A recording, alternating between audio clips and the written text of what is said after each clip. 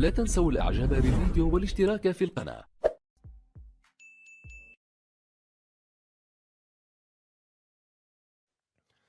مرة أخرى يؤكد المغرب موقعه الريادي في قطاع صناعة السيارات، فبفضل رؤية صاحب الجلالة الملك محمد السادس نصره الله أصبحت المملكة رائدة على المستوى القاري وقاعدة عالمية لصناعة السيارات. واليوم يترأس جلالة الملك حفظه الله حفل تقديم نموذج سيارة أول مصنع مغربي، شركة نيو موتورز، التي قامت بإحداث وحدة صناعية بعين عودة جهة الرباط سد القنيطرة لتصنيع سيارات موجهة للسوق المحلية وللتصدير. ويتوقع أن تبلغ الطاقة الإنتاجية السنوية 27 ألف وحدة بنسبة إدماج محلي تصل إلى 65%. وينتظر أن يبلغ الاستثمار الإجمالي في هذا المشروع 156 مليون درهم مع إمكانية إحداث 580 منصب شغل.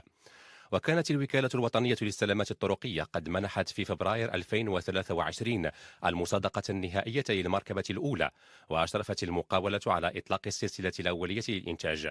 وتعتزم تدشين هذه الوحدة الصناعية خلال شهر يونيو المقبل وإطلاق عملية التسويق. وتشرف على هذا المشروع الذي يعد إذانا بميلاد أول علامة سيارة مغربية للعموم كفاءات وطنية، ويعتمد خصوصا على منظومة محلية لتجهيز السيارات تطورها المملكة. نموذج سيارة أول مصنع مغربي قام بتطويرها مغربي، مشروع مبتكر من شأنه تعزيز علامة صنع في المغرب وتدعيم مكانة المملكة كمنصة تنافسية لإنتاج السيارات. ويؤكد تقديم سيارة شركة نيو موتورز، وهي شركة برؤوس أموال مغربية، إرادة صاحب الجلالة الملك محمد السادس نصره الله لتشجيع المبادرات المقاولاتية الوطنية.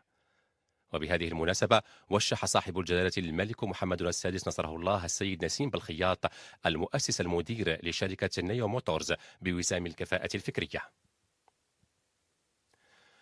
وفيما يتعلق بالنموذج الأولي لمركبة الهيدروجين لشركة نامكس، فقد تم تصميمه بشراكة مع المكتب الإيطالي المرموق للتصميم والمتخصص في هياكل السيارات بينين فارينا.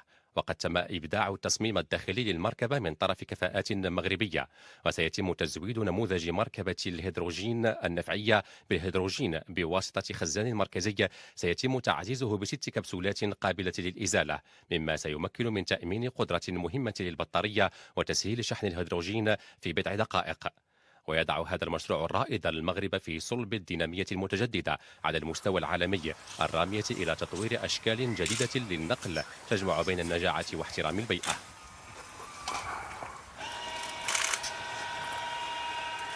وتنسجم هاتان المبادرتان الصناعيتان تمام الانسجام مع التعليمات الملكية السامية الرامية إلى توجيه القطاع الخاص نحو الاستثمار المنتج، لا سيما في القطاعات المتطورة والمستقبلية، وتحفيز بإيثاق جيل جديد من المقاولات في المملكة.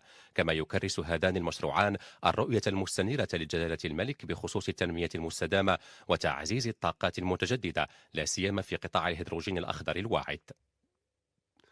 وتجسد هذه البادرة الريادة التي أصبح يتميز بها المغرب بقيادة صاحب الجلالة الملك محمد السادس نصره الله في مجال صناعة السيارات واستقطابه الاستثمارات الوطنية والدولية، مما يعزز مكانة المغرب على الصعيد القاري والدولي. وبهذه المناسبة كذلك وشح صاحب الجلالة الملك محمد السادس نصره الله السيد فوزي نجاح المؤسس المدير لشركة نامكس بوسام الكفاءة الفكرية. جرى هذا الحفل بحضور وزير الصناعة والتجارة السيد رياض مزور.